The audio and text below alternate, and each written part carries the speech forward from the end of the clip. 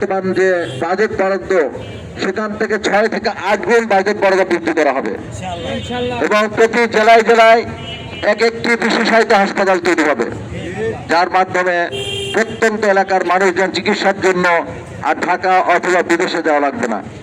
এবং তার সাথে সাথে আমরা বলি রাজশাহীর ব্যাপারে, রাজশাহীতে যে মেডিকেল কলেজ হাসপাতাল আছে মাত্র 1200 বেড, রোগী ভর্তি থাকে 3000, বেশিরভাগ পেশেন্ট থেকে ফ্লোরে।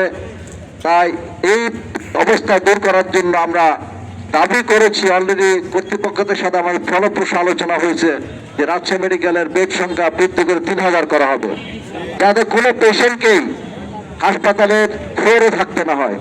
এবং বাজেট বরাদ্দ বৃদ্ধি করা হবে যাতে প্রতিটি পেশেন্ট মানসম্মত চিকিৎসা সামগ্রী এবং তথ্য পেতে পারে।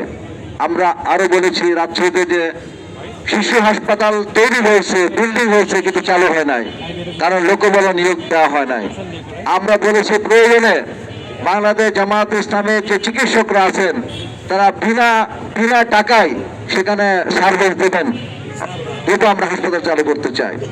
আমরা আরো বলেছি রাজশাহীতে আরেকটি সদর হাসপাতাল করতে হবে। আপনারা জানেন, অনেকে জানেন হয়তো, যে ঈদগাহ মাঠের সামনের দিকে পদ্মা তীরে 9 বিঘা জমি আছে রাজশাহী মেডিকেল কলেজ হাসপাতালের নামে, যেখানে একটা ছাত্র হোস্টেল ছিল, আলরাজি হোস্টেল। সেই হোস্টেলকে আমরা জায়গা দেখাই দিয়েছি কর্তৃপক্ষকে। আমরা স্বাস্থ্য সচিব, ডিজি হেলথ বিভাগের স্বাস্থ্য পরিচালক সহ ঊর্ধ্বতন কর্তৃপক্ষকে বলেছি আপনারা এখানে হাসপাতাল চালু করুন। এই হাসপাতাল চালু হলে এত অঞ্চলে যারা আপনারা অধিবাসী আছেন তারা আরো বাড়ির কাছে চিকিৎসা সেবা, দৌড়ার চিকিৎসা সেবা পাবেন।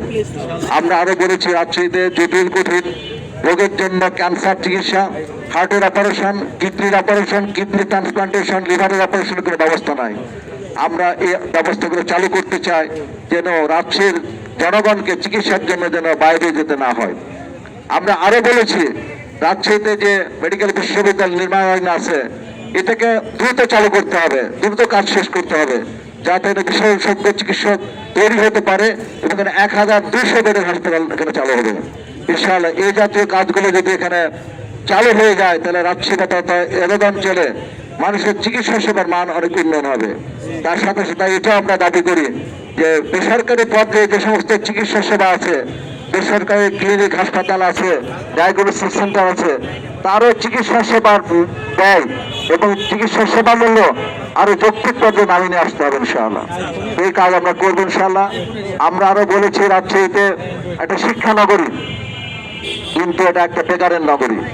শিক্ষিত বেকার তৈরি হচ্ছে, কর্মসংস্থানের ব্যবস্থা নাই।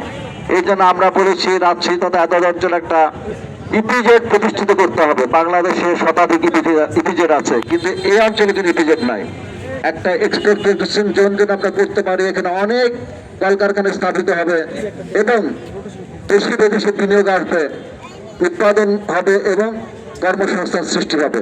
আমরা আরো বলেছি রাজ্যের যে বিসিকটা আছে এটা মৃতপ্রায়, আর একটি বিসিক তৈরি হচ্ছে, কিন্তু এই বিসিকগুলোতে যাতে প্রকৃত যারা উৎপাদক, প্রকৃত যারা শিল্প উদ্যোক্তা তাদের বরাদ্দ দিতে হবে এবং অবিলম্বে এগুলো চালু করতে হবে। আমরা হাইটেক পার্কটাকে কার্যকর করতে চাই। আমি নিজে ভিজিট করেছি হাইটেক পার্ক, তার 10 তলা বিল্ডিং 80% ফাঁকা আছে, বিনা কাজে পড়ে আছে।